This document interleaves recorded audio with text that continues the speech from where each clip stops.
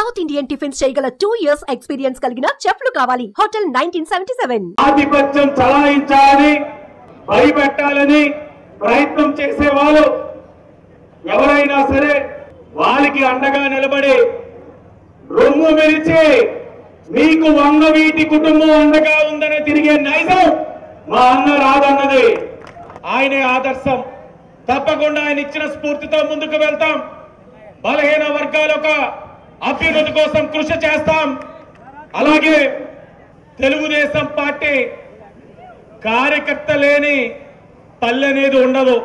Cycle, ఇంకొక vote కమలం, 2 ఓటులకి వేసి ప్రజాస్వామ్యాన్ని కాపాడి ఎన్డీఏ కూటమికి మద్దతు ఇవ్వాలని మీ అందరినీ కూడా పేరు పేరుగా అభ్యర్థిస్తూ, పార్కులు డివైడర్లు కావాలా, ఉద్యోగాలు కావాలా, ఏది కావాలి గట్టిగా?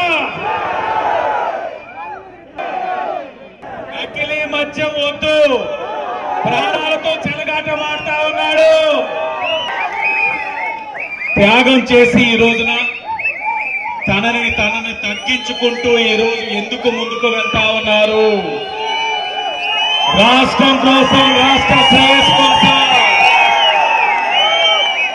ఆయన సంకల్పం ఏదైతే ఉందో, ఆయన ఆశయం ఏదైతే ఉందో, ఎక్కడా కూడా చెక్కు చెదరకుండా, ఎక్కడ ఉన్నా సైకిల్ ఉంటే గ్లాసు ఓట్లన్నీ సైకిల్కి, గ్లాసు ఉంటే అక్కడ ఓట్లన్నీ సైకిల్, కమలం ఓట్లన్నీ గ్లాసుకి పడే విధంగా పవన్ కళ్యాణ్ గారి యొక్క నిర్ణయాన్ని మీరందరూ కూడా ఆమోదించాలి.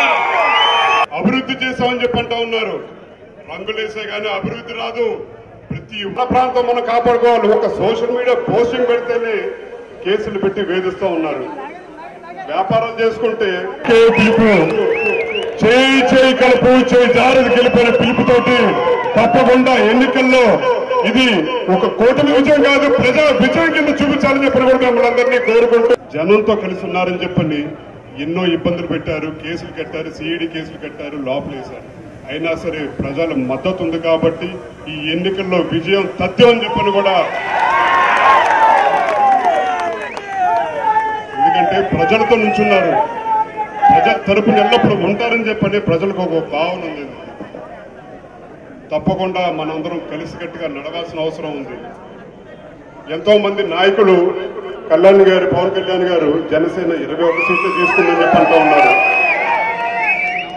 ఎన్ని సీట్లు తీసుకున్నావు, ఎంత తగ్గావని చెప్పని కాదు, ఒక పిలిపిస్తే ఆయన నమ్మిన, ఆయన అభిమానించే ప్రతి ఒక్క జన సైనికులు కలిసికట్టుగా నడుస్తారని చెప్పని ఒక నమ్మకం ఉంది కాబట్టి ఆయన మద్దతు తెలియజేశారు.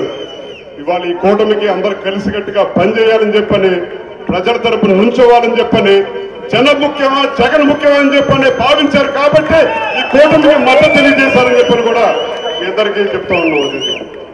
అలాంటి ప్రభుత్వం అవసరమా, లేదంటే ప్రజల తరపున నుంచుని మన వాసు అవసరమా అని చెప్పని కూడా మిమ్మల్ని ఆనందిస్తాం కోరుకుంటా ఉన్నాను. అలాగే ఈ ప్రాంతంలో నుంచుంటున్న పార్లమెంట్ సభ్యుడు పురంధేశ్వరి గారు పైన మనం గెలిపించుకుంటే, మనందరం ఈ 3 వారాలు బాధ్యత తీసుకుని పోరాడి గెలిపించుకుంటే తప్పకుండా కేంద్రం నుంచి ఎటువంటి నిధులైనా సరే తీసుకొచ్చే ఒక సత్తా ఉన్న నాయకురాలు ఆమె. మనందరం మద్దతు తెలియజేయాల్సిన బాధ్యత మనందరికి ఉంది. మనం ఈ 3 వారాల పాటు మనం బాధ్యత తీసుకుంటే తర్వాత 5 సంవత్సరాల పాటు వాళ్ళు మనందరి తరపున నుంచుంటారని చెప్పిన కూడా మిమ్మల్ని అందరికీ, ఆదిరెడ్డి వాసు గారికి ప్రత్యేకించి నేను ధన్యవాదాలు తెలియజేస్తున్నాను. ఈనాడు సోదరులు వంగవీటి రాధా గారిని ఇక్కడికి పిలిపించి మాకు అండగా నిలబడే దిశగా అడుగులు తీసుకుంటున్నటువంటి సందర్భంలో వాసు గారికి నేను ప్రత్యేకించిన ధన్యవాదాలు తెలియజేస్తున్నాను. అదేవిధంగా వంగవీటి సోదరికి కూడా నేను ప్రత్యేకించి నా కృతజ్ఞతలు తెలియజేసుకుంటున్నాను. వారు ఎన్డీఏ కూటమిని బలపరచాలని, ఇక్కడ ఏదైతే ప్రజా సంక్షేమ పాలనని మనం ప్రతిష్ఠించాలి అని చెప్పి భావిస్తున్నామో ఆ ఆలోచనకి, ఆ సంకల్పానికి తన మద్దతు ఇవ్వాలి అని చెప్పి ఇక్కడికి వచ్చినటువంటి సోదరుడు రాధా గారికి కూడా ప్రత్యేకించి నా హృదయపూర్వక కృతజ్ఞతలు, ధన్యవాదాలు నేను తెలియజేస్తున్నాను. ప్రజా సమస్యల పట్ల స్పందించేవారు ఎక్కడైనా సరే బడుగు బలహీన వర్గాల వారికి కనుక అన్యాయం జరుగుతున్నట్లయితే వెంటనే వెళ్ళి అక్కడ వారికి అండగా నిలబడేవారు. ఏ లక్ష్యానికి వారు తమ జీవితాన్ని అర్పించారో మనందరికీ తెలియనటువంటి విషయం కాదు. ఆ తండ్రి చూపినటువంటి బాటలో నడుస్తూ ఇవాళ ఆ తండ్రికి తగ్గ తనయుడుగా సమాజంలో ఇబ్బందులు ఎదుర్కొనేటువంటి వారందరికీ కూడా మీరెవరూ ఇబ్బంది పడిన అవసరం లేదు, భయపడిన అవసరం లేదు, నేను మీకు తోడుగా ఉన్నాను అని చెబుతూ అన్నా అని పిలిస్తే పలికే గొంతుగా ఇవాళ వచ్చినటువంటి సోదరులు వంగవీటి గారికి కూడా నేను ప్రత్యేకించి నా ధన్యవాదాలు తెలియజేస్తున్నాను. ప్రజాప్రతినిధులని నేను ప్రశ్నిస్తున్నాను, మీరు స్థానికులుగా ఉండి మీరు రాజమహేంద్రవరం అభివృద్ధికి ఏమి చేశారు అని చెప్పి నేను వారిని ప్రశ్నిస్తున్నాను. మన పక్కనే పారేటువంటి గోదావరి ప్రక్షాళనకి కేంద్రం 50 కోట్లు నిధులు ఇస్తే నేటి వరకు కూడా ఆ పనులు ప్రారంభించకపోవడం మరి మీకు రాజమహేంద్రవరం పట్ల ఉన్నటువంటి అంకిత భావానికి నిదర్శనమా అని చెప్పి వారిని నేను ప్రశ్నిస్తున్నాను. అదేవిధంగా మన చెత్తనంతా తీసుకుని వెళ్ళి గోదావరి పక్కనే పడేసి ఆ నీళ్లు సైతం అవి అక్కడ కలుషితం అవ్వడానికి కారణమవుతున్నటువంటి వారు మరి స్థానికులుగా మీరు ఆ సమస్య పట్ల స్పందించకుండా మీరేం చేస్తున్నారు అని చెప్పి నేను వారికి వేస్తున్నటువంటి ప్రశ్న కావచ్చు.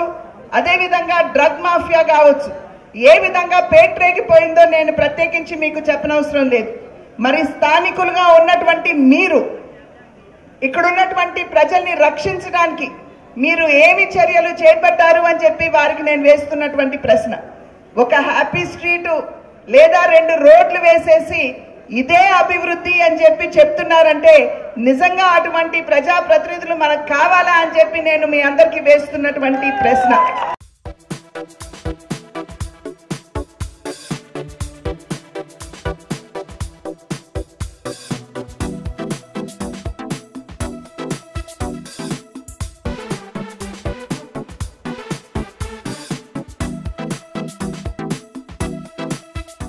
సుమన్ టీవీలో మీ పర్సనల్ అండ్ బిజినెస్ ప్రమోషన్స్ కోసం కింది నెంబర్కి కాంటాక్ట్ చేయండి.